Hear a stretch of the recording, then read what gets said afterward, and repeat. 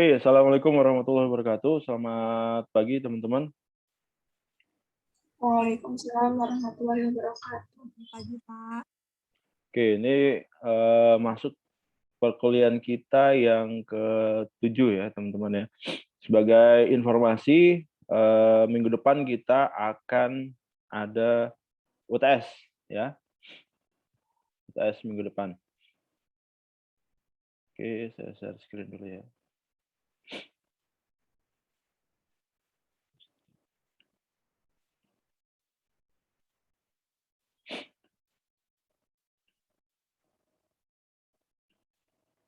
Ini materi kita yang ke-7. Sebelum masuk ke materi, mungkin mudah-mudahan masih ada waktu nanti. Sisanya saya mau jelasin teknis perihal UTS.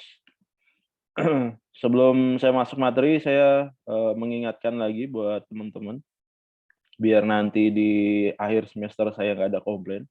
Jadi kalau ada yang komplain, saya jawab, saya udah jelasin di tiap pertemuan gitu ya.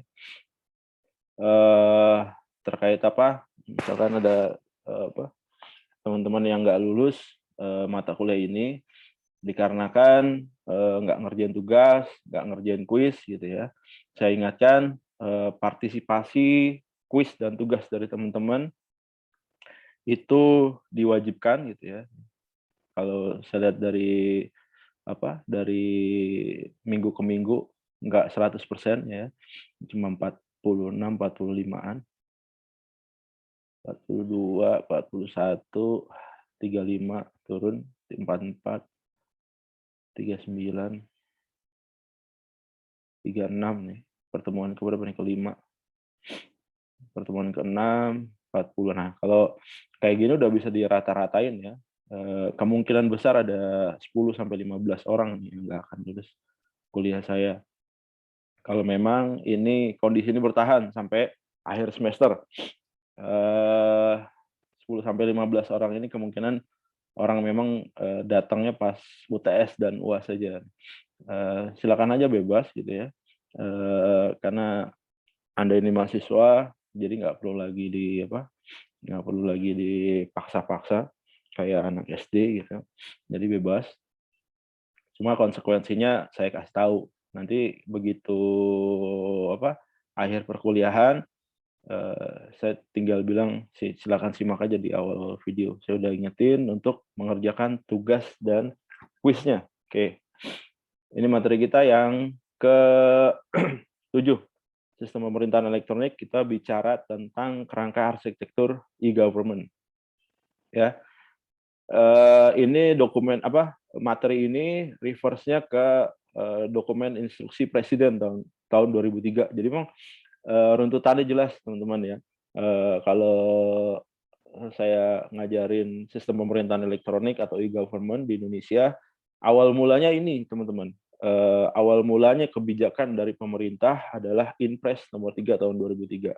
Nanti bicara lagi tentang Perpres tahun 2008, terus ada lagi Undang-Undang SPBE 2018. Nah ini. Jadi dari 2003 ke sekarang 2001 aja itu udah ada 18 tahun. Jadi memang pengembangan e-government atau sistem pemerintahan berbasis elektronik ini jalan yang panjang, nggak setahun 2 tahun. Kita udah lihat kemarin flashback-nya Korea gitu ya, dia butuh puluhan tahun ya, butuh belasan tahun untuk merubah negaranya dari yang kondisi tradisional kepada digital gitu ya. Nah, sama halnya dengan Indonesia. Indonesia ini banyak nyontek juga dari negara lain termasuk Korea. Nah, implementasinya berapa tahun ya sebenarnya tergantung dari konsistensi pemimpinnya, top leadernya gitu ya.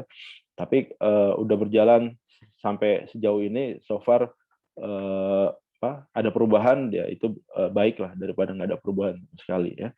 Jadi ini kerangka arsitektur e-government menurut Inpres nomor 3 tahun 2003. Kemudian yang kedua ada 4 pilar kerangka arsitektur e-government. Apa aja? Ada kebijakan, peraturan, citizen needs atau kebutuhan masyarakat, kemudian change management atau manajemen perubahan. karena penting juga tuh ya manajemen perubahan. Nah, dari hasil dokumennya didapat kelemahan-kelemahan yang ada saat ini ya, di mana yang pertama pelayanan yang diberikan dari situs pemerintah tersebut belum ditunjang oleh sistem manajemen, proses kerja yang efektif, karena kesiapan peraturan, prosedur, dan keterbatasan sumber daya manusia sangat membatasi penetrasi komputerisasi. Nah, ini ada kelemahan yang pertama. Kemudian yang kedua, belum mapannya strategi, serta nggak adanya memadai anggaran yang belum dialokasikan untuk pengembangan e-gov. Jadi kondisi sebelum tahun 2003 ini, teman-teman, sampai ke tahun 2003 ini, di 2003 itu ditandatanganin ya Inpres ini, jadi ada pijakan awal ya buat Indonesia melangkah lebih maju lagi ya. Diharapkan nanti kalau misalkan di 2024 ada pemimpin baru lagi inline ya, syukur-syukur bisa lebih concern ya di strategi nasionalnya, salah satunya adalah penerapan sistem pemerintahan berbasis elektronik ya secara menyeluruh gitu di strategi nasional. Jadi kalau udah masuk ke strategi nasional, otomatis itu akan itu akan ditindaklanjuti ya di satu periode itu. Kalau periode 5 tahun ya di 5 tahun itu harus ada progres. Kalau nggak ada progresnya nanti akan ada presiden buruk nanti ya. Ada citra yang buruk buat pemimpin yang menjabat gitu ya. Yang ketiga, inisiatif tersebut merupakan upaya inisiasi secara sendiri-sendiri. Jadi di tahun itu inisiatif pengadaan TI itu terpisah-pisah ya, silo-silo, di klaster-klaster, di unit-unit gitu ya, di kementerian-kementerian. Jadi setiap unit, setiap departemen, setiap kementerian punya kebijakan masing-masing, punya kesadaran masing-masing terhadap sistem informasi gitu ya. Yang terjadi apa? Yang terjadi penerapan sistem informasi yang bertumpuk-tumpuk ya, terjadi duplikasi gitu ya. Itu menyebabkan pemborosan anggaran yang luar biasa gitu ya. Saya pernah bahas untuk satu sistem informasi, katakanlah sistem informasi absensi gitu, yang harusnya satu sistem informasi itu bisa dipakai oleh semua organisasi, oleh semua unit, oleh semua departemen, oleh semua kementerian gitu ya. Yang terjadi apa? Setiap unit, setiap kementerian, setiap departemen itu punya sistem informasi sendiri-sendiri. Harusnya cukup beli satu aplikasi itu harganya cuma 100 juta katakanlah, maka yang terjadi apa? Karena ada 100 organisasi, maka 100-100 pengadaan. Ya mau nggak mau berarti 100 juta dikalikan 100 ya, yang keluar tersebut ya, berapa tuh, 1 triliun yang keluar hanya untuk sistem informasi absensi. Bayangin aja kalau misalkan di tiap unitnya itu dibangun 30 aplikasi, maka kita loss duit 30 triliun ya, 30 triliun. Seharusnya kita cuma cukup keluar 3 miliar ya, dan itu kita keluarin 30 triliun, dan itu jumlah yang luar biasa ya. Bisa bangun jalan tol dari mana ke mana tuh 30 triliun. Jadi kemudian jumlah faktor standarisasi, keamanan informasi, autentikasi ya, kemudian berbagai aplikasi. Jadi nggak ada standarnya, teman-teman. Setiap unit, setiap kementerian itu punya standarnya masing-masing. Jadi bukan cuma duplikasi aja, silonya silonya parah gitu ya, teman-teman ya. Nanti begitu mau diintegrasikan bermasalah. Karena apa? Karena punya standar yang beda-beda. Yang satu pakai Java, yang satu pakai bahasa pemrograman yang lain, satu database-nya SQL, satu database-nya yang lain gitu ya. Satu standar keamanannya apa, yang satu standar keamanannya apa. Begitu di-merge, mau diintegrasikan bermasalah. Karena apa? Standarnya nggak sama. Yang terjadi apa? Bangun middleware di tengah. Apakah itu solusi? Enggak juga. Nggak selamanya middleware itu punya performa yang luar biasa ya. Pasti mungkin hampir mayoritas middleware begitu penerapannya ada problem juga gitu ya. Nah, itu butuh biaya lagi. Kita udah keluar loss 30 triliun gitu ya. Kalau dikurangin 3 miliar berarti ya 2 triliun, sekian gitu ya. Kemudian kita harus bangun lagi middleware lagi dan itu butuh cost lagi. Boleh jadi cost middleware-nya itu melebihi biaya software yang kita bangun. Kalau itu kejadian yang harus diambil apa ya? Mendingan bangun sistem informasi baru. Yang lama di mana? Dibuang, teman-teman. 30 triliun itu harus dibuang. Bangun sistem informasi yang lebih baru gitu ya. Yang baru gitu. Dan itu bisa mengakomodir semua unit, semua departemen, semua kementerian. Artinya apa? 30 triliun itu kebuang gitu aja gitu. Harusnya bisa ngasih makan berapa ribu orang selama berapa bulan gitu. Harusnya bisa buka lapangan kerja, harusnya bisa kasih pendidikan gratis gitu ya. Mungkin SD, SMP, SMA sampai kuliah gitu. Dan itu kebuang percuma gitu ya. Oke, yang keempat, pendekatan yang dilakukan secara sendiri-sendiri tersebut nggak cukup kuat mengatasi kesenjangan kemampuan masyarakat untuk mengakses jaringan. Jadi memang harus ada pendekatan yang menyeluruh ya, dan itu bisa dilakukan top to down ya, dari atas ke bawah. Makanya ini yang didasari keluarnya Inpres tersebut gitu ya. Kalau pembenahan di unit-unit aja ya, unit yuk benahin gitu ya. Unit satu dan unit satunya lagi dibenahin, bisa merge misalkan. Ada juga unit yang nggak bisa merge gitu. Karena apa? Karena mereka punya egonya masing-masing. Ego ini bisa dikalahkan dengan cara apa? Dengan cara pemimpinnya satu kata gitu ya. Top leader-nya punya pendirian, top leader-nya punya keputusan. Kalau top leader udah memutuskan A, seperti Inpres ini, ya bawahnya tinggal ngikut. Namanya pegawai negeri kan gitu ya. Dia bertindak, berlaku sesuai dengan undang-undang dan peraturan yang berlaku gitu ya. Kalau udah ada undang-undangnya, ya udah dia akan patuh kepada undang-undang. Kalau nggak ada undang-undangnya, dia ada apa nih? Ada Inpres, ada Perpres, ada Kepres, atau ada instruksi menteri gitu ya, atau instruksi deputi misalkan. Nah itu yang dia patuhin gitu ya. Mana yang lebih tinggi? Gitu. Tapi kalau yang di tinggi nggak ada, ya dia akan turun sampai ke bawah. Tapi kalau sampai bawah nggak ada, ya udah. Yang terjadi apa ya? Ya hukum rimba gitu ya. Semua orang punya kebijakan masing-masing. Semua orang menunjukkan kekuatannya masing-masing. Yang terjadi apa? Begitu mau di-merge antara satu unit ke unit yang lain, yang terjadi nggak match. Semuanya punya ego masing-masing. Pemanfaatan TI-nya mencakup 2 aktivitas. Yang pertama pengolahan data, pengolahan informasi, sistem manajemen, dan proses kerja secara elektronis. Yang kedua, pemanfaatan kemajuan teknologi informasi agar pelayanan publik dapat diakses secara mudah dan murah oleh masyarakat di seluruh dunia, di seluruh negara gitu ya, seluruh Indonesia. Jadi memang urutannya gitu teman-teman ya. Inpresnya keluar 2003, kemudian ada progres lagi di 2008 ya. Nanti bahasan kita di week berikutnya gitu ya. Kemudian ditekennya palaparing ya di tahun 2000, di akhir pemerintahan SBY atau 2018 ya. 2018 tuh palaparing ditekennya yang menghubungkan seluruh pulau di Indonesia dengan jaringan fiber optik ya. Itu dalam rangka menyediakan akses internet ya, menyediakan akses koneksi untuk seluruh pulau di Indonesia.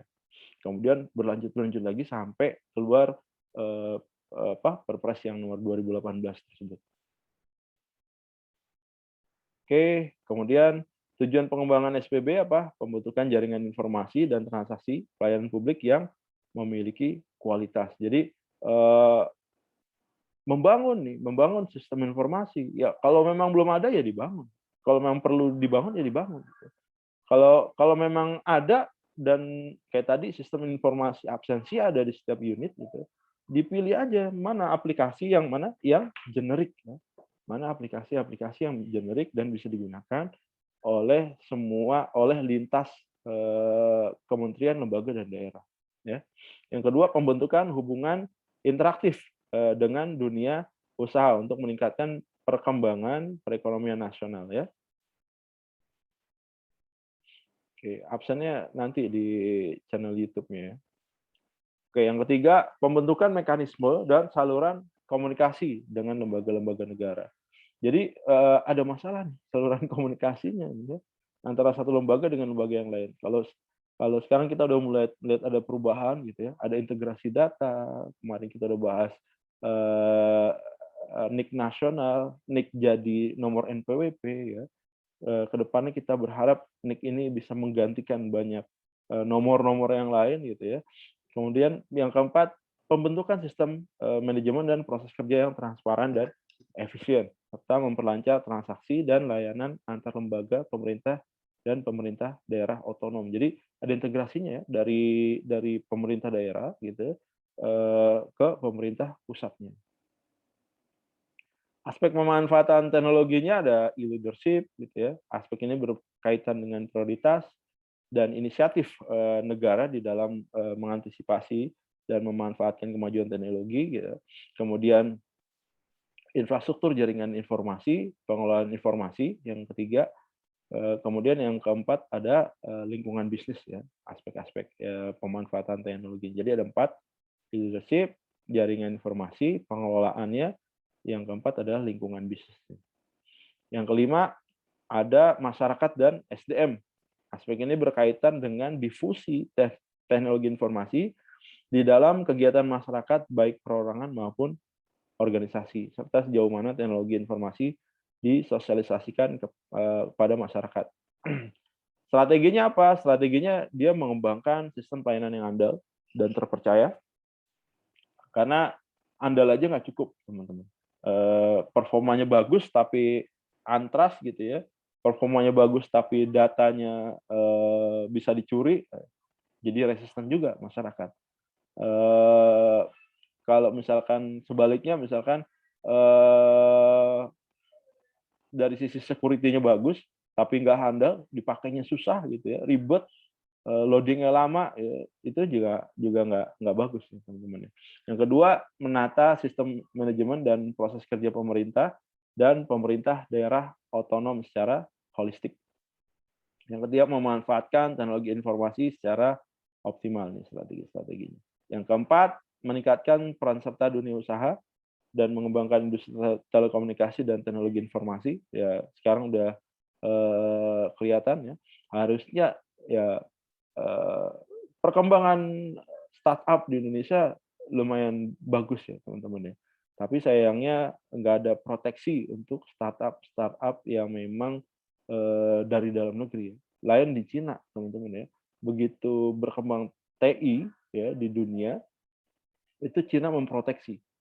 Even Facebook mau masuk ke sana itu susah ya penetrasi. Kemudian Walt Disney misalkan atau, HBO yang saya tahu HBO tuh, dia mau masuk, mau jualan di Cina, itu banyak persyaratan. Kontennya harus kayak gimana gitu ya, kemudian, harus mengandung muatan lokal gitu ya.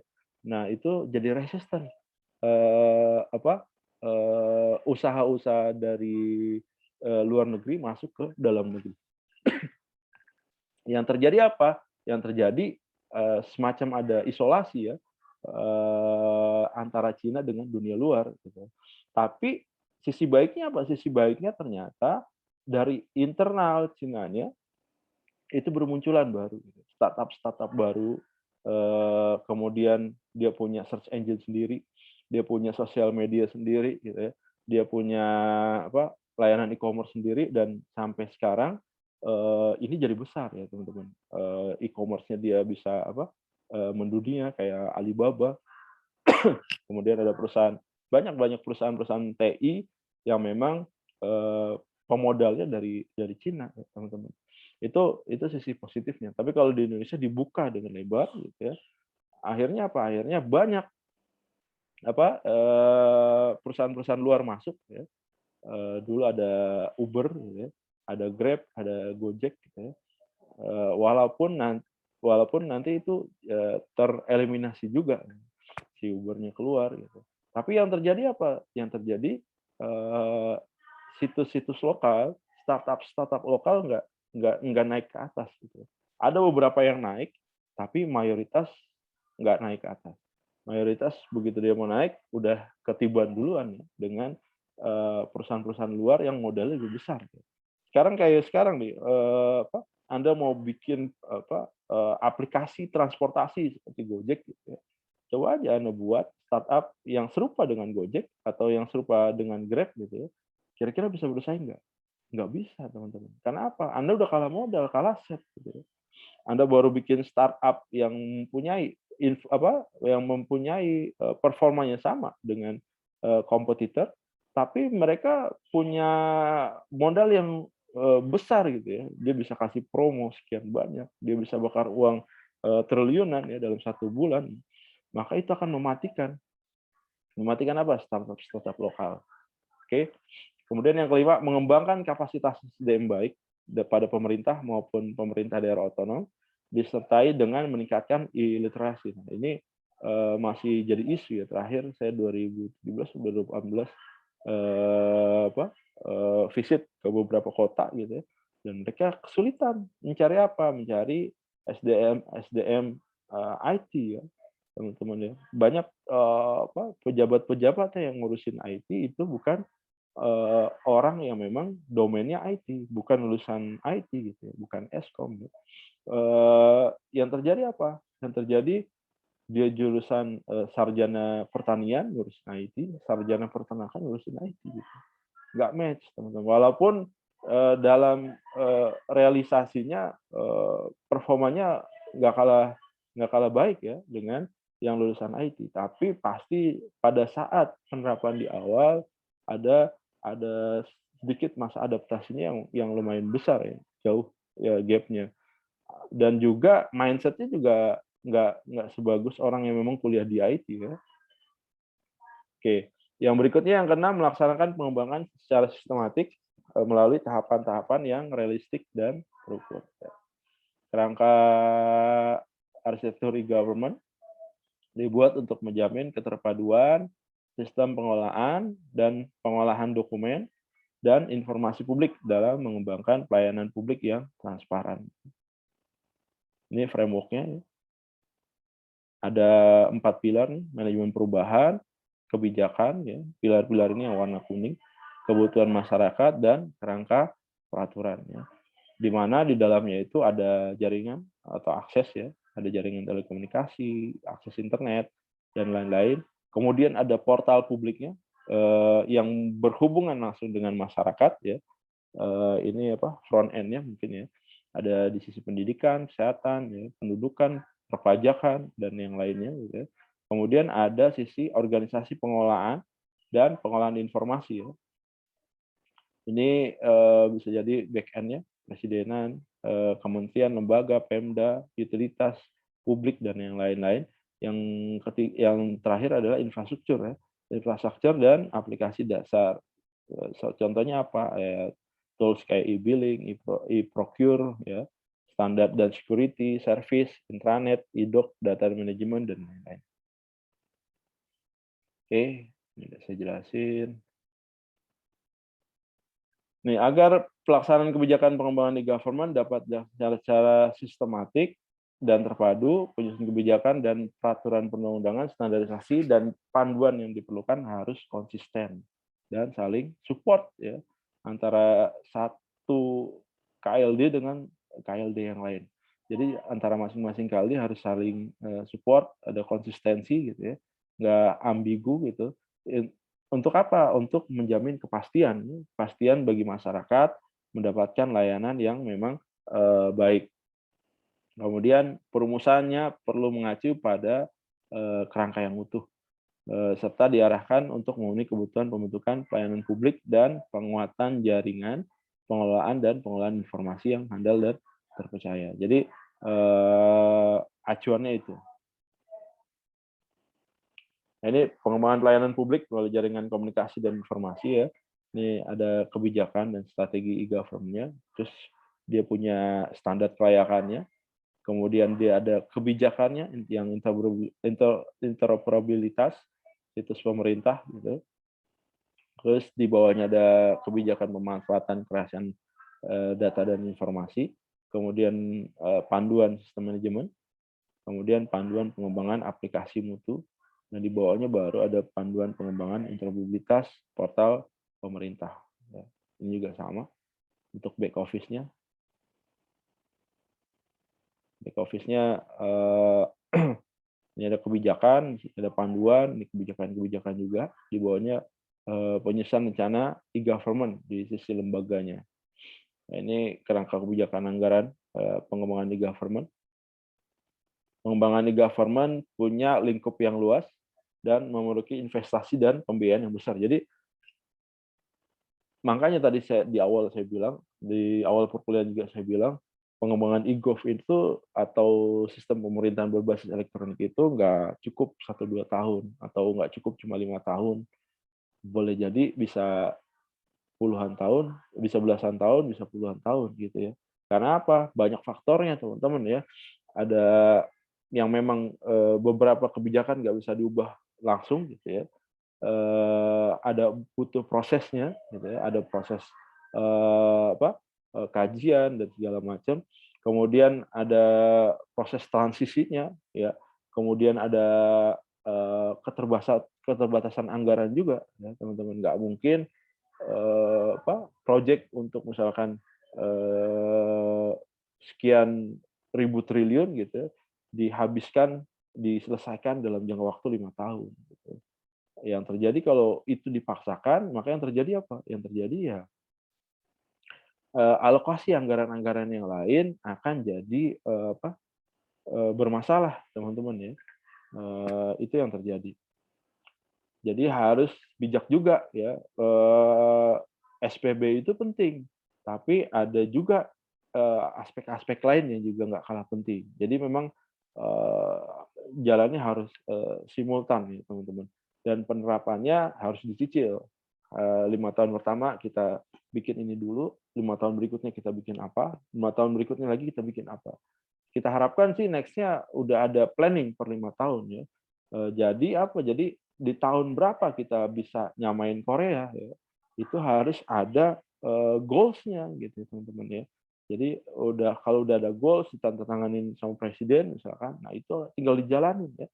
Misalkan udah ada perpresnya nih atau udah ada masuk ke undang-undang malah nanti misalkan rezimnya berubah gitu atau presidennya berubah gitu ya, berganti ke orang lain, maka itu tetap bisa dijalankan. Karena apa?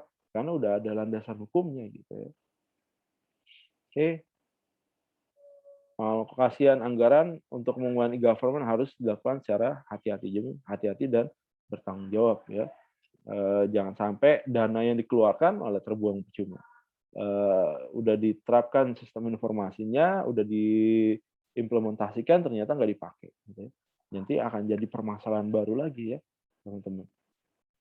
Kemudian diperlukan siklus perencanaan yang tadi saya bilang, siklus perencanaan.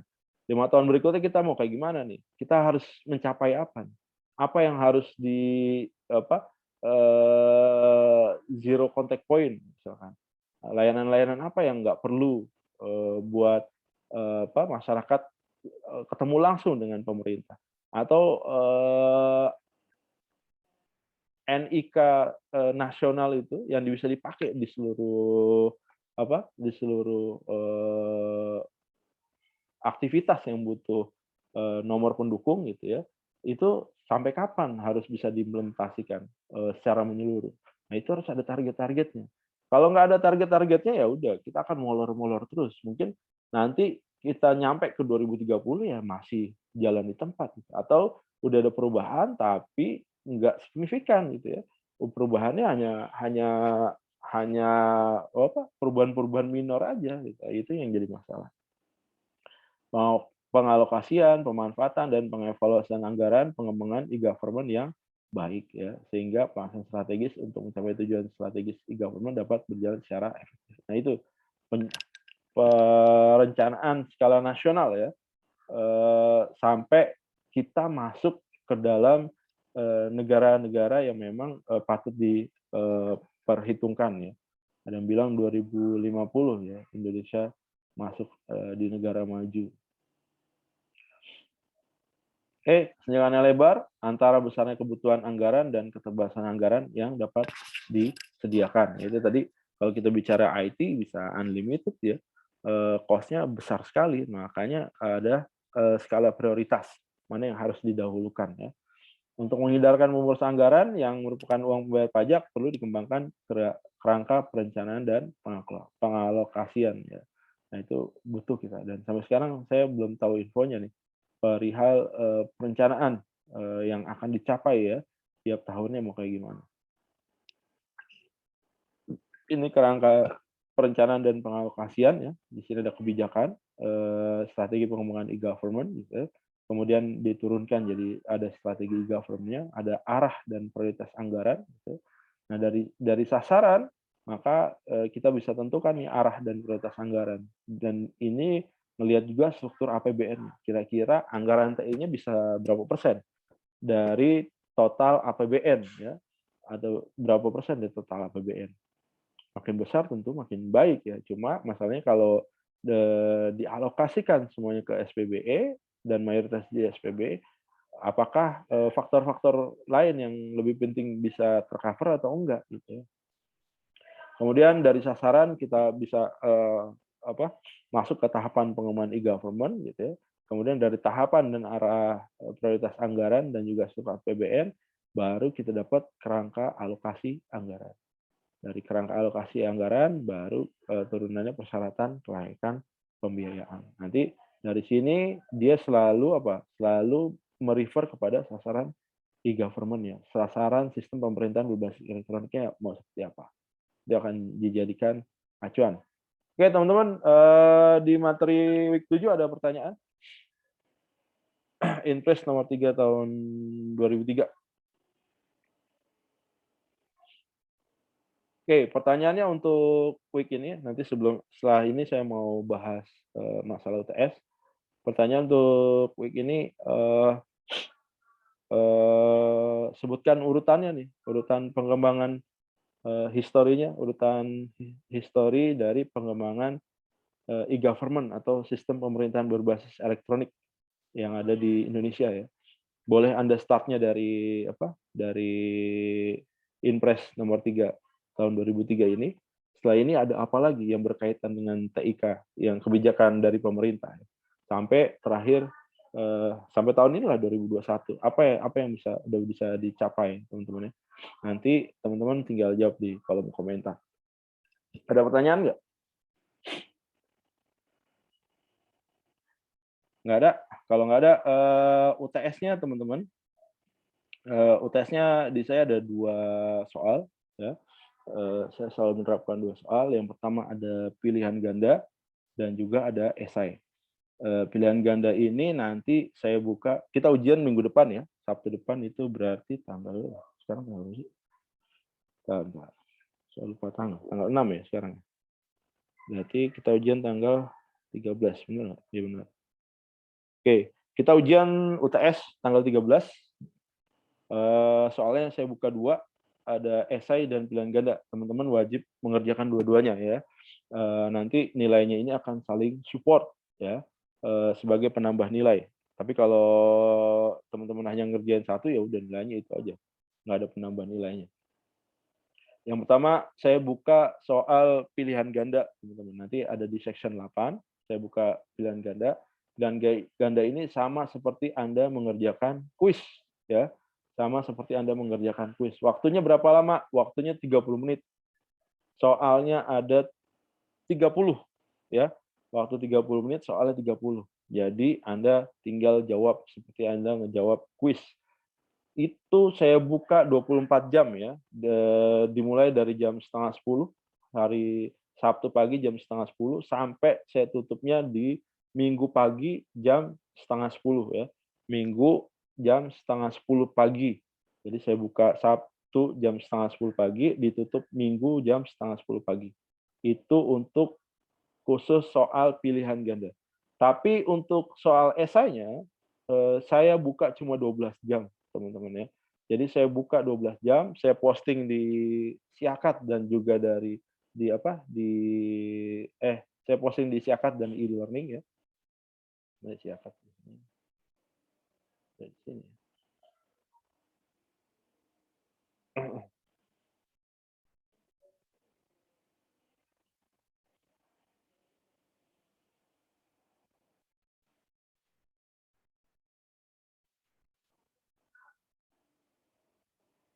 Bukan di sini ya.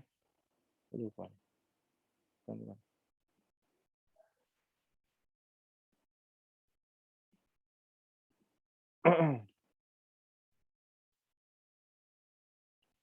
Lupa.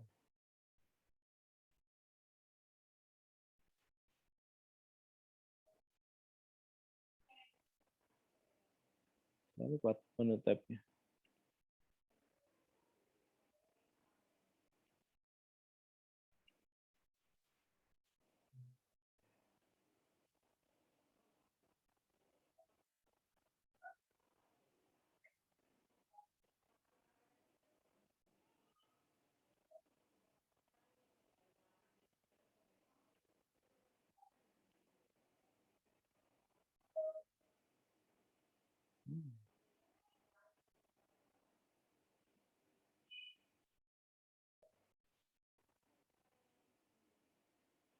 Saya lupa nih teman-teman ya, yang diisi akad.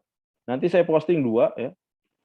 Yang pertama saya posting di e-learning untuk soal esainya. Yang kedua juga saya posting juga di Siakat. Terserah teman-teman mau ngerjain mau upload di Siakat atau e-learning. Syukur-syukur Anda bisa upload keduanya ya teman-teman ya. Terkait dengan soal UTS yang esai, waktunya cuma 12 jam. Artinya apa? Artinya saya buka jam setengah 10 pagi, Sabtu jam setengah 10 pagi, saya tutup hari Sabtu juga jam setengah 10 malam. Lewat itu Anda akan dikenakan penalti. Penaltinya apa? Nilainya dikurangin. Ya, saya penaltinya 1 menit. Anda telat 1 menit, saya kurangin 1 poin, teman-teman. Kalau Anda telat 100 menit ya udah, nilai Anda 0. Ya, oke, itu esai. Mengerjakan soal jumlah soal esai, saya punya soal berapa? 10 soal itu esai. Silakan Anda kerjakan sendiri dan ditulis tangan, bukan ketik, ditulis tangan. Saya nggak terima pengerjaan soal UTS diketik ya. Kalau Anda lakukan itu, saya nggak akan nilai. Saya anggap Anda nggak ngerjain UTS dan nggak ikut UTS. Jadi Anda tulis tangan, kemudian Anda foto atau bisa Anda scan. Kemudian nanti saya bikin Dropbox-nya di sini, sama seperti tugas ya. Di sini nanti ada Dropbox-nya untuk jawaban UTS. Kalau di Siakat nanti ada Dropbox-nya sendiri, setahu saya. Cuma masalahnya di Siakat itu hanya bisa dibuka kalau memang Anda udah bayaran.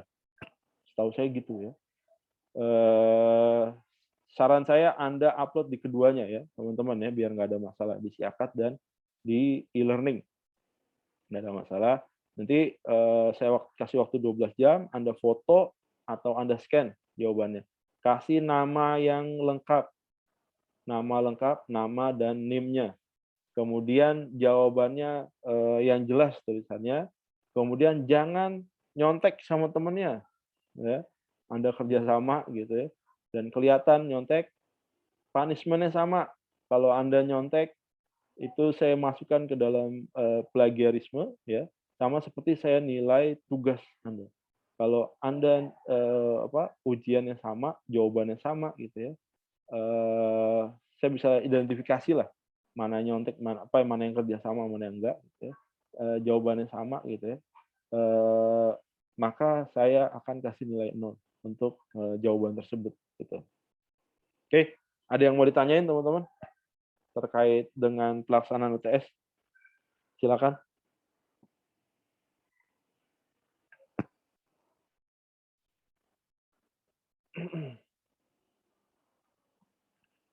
Pelaksanaan UTS ada yang mau ditanya? Pak, berarti yang 12 jam itu yang isian ya? Gimana? Yang waktunya 12 jam itu yang isi atau yang pilihan? Esai. Esai.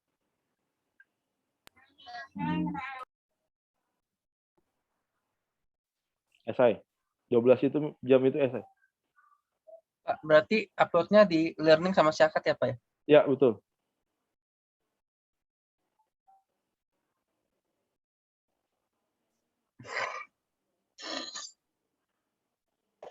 Pak mau bertanya Pak. Ya, silakan. Pak, itu kan nanti kan kalau contohnya kita mau uploadnya di Siakat itu kan harus ngebayar SKS-nya dulu kan Pak, baru bisa ngupload. Ya. Nanti, nah untuk kalau mahasiswa yang belum lunas untuk pembayaran SKS-nya itu gimana ya Pak? Ya nggak bisa ngupload di Siakat. Bisa nguploadnya di e-learning aja. Tapi Ya. nanti bakal nilainya berkurang apa enggak Pak? Berkurang gimana? Nilai Nilai sama kita aja. Cuma Oh, sama aja, Pak. Anda nggak bisa ngelihat nilai ntar sampai Anda bayar. Akhir semester ya Pak ya? Iya. Oh iya Pak, makasih Pak.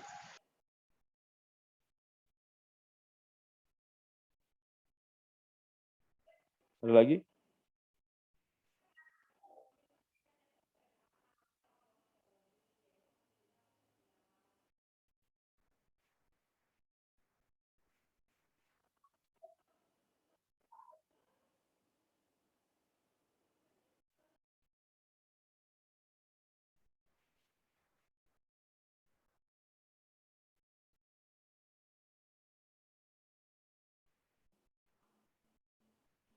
Ada lagi teman-teman yang mau ditanyakan? Pak, kalau yang pilihan ganda itu kayak kuis ya Pak ya tadi? Ya, betul. Soalnya 30, waktunya 30 menit. Saya buka selama 24 jam. Terserah Anda mau ngambil ujiannya jam setengah 10 pagi, atau setengah 10 malam, gitu, atau jam 1 pagi, nggak masalah. Selama masih dibuka, Anda masih bisa ngerjain kuis, ngerjain UTS yang pilihan ganda.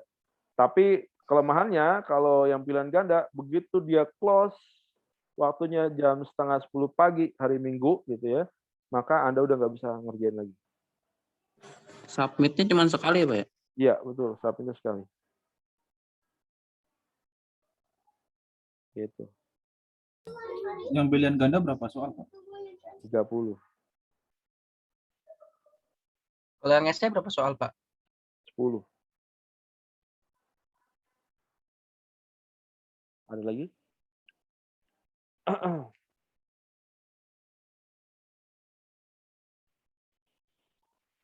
Ada lagi yang mau ditanyakan?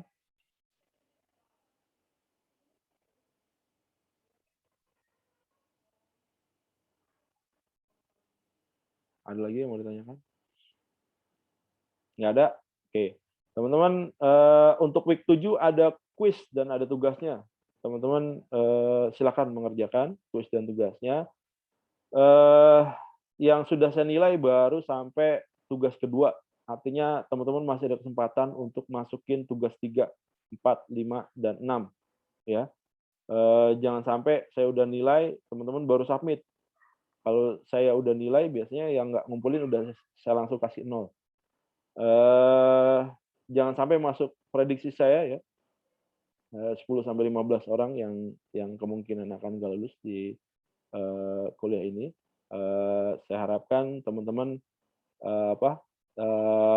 segera mengerjakan tugasnya. Tapi kalau kuisnya yang minggu-minggu lama udah ketutup, udah nggak bisa lagi. Anda cuma bisa ngerjain tugasnya. Saran saya itu nanti karena ini masih pertengahan semester, saya harapkan teman-teman yang nggak aktif, yang jarang jarang nyaksiin kuliah saya, agar lebih aktif lagi. Apalagi Anda udah semester akhir nih, sayang banget kalau misalkan Anda sia-siain waktunya, karena kalau Anda nggak lulus di semester ini, ngulangnya karena nggak ada semester pendek, ngulangnya bukan semester berikutnya, tapi tunggu semester ganjil berikutnya. Artinya Anda delay 1 tahun, ya. Jadi jangan sampai itu terjadi. Saya udah ingatkan di tiap pertemuan. Jadi nanti di akhir perkuliahan saya nggak terima komplain perihal ini. Anda bilang mau apa? Mau remedial tugas, nggak ada remedial tugas, itu nggak ada remedial. Yang ada itu remedial ujian. Anda bisa remedial ujian nanti daftar ke jurusan.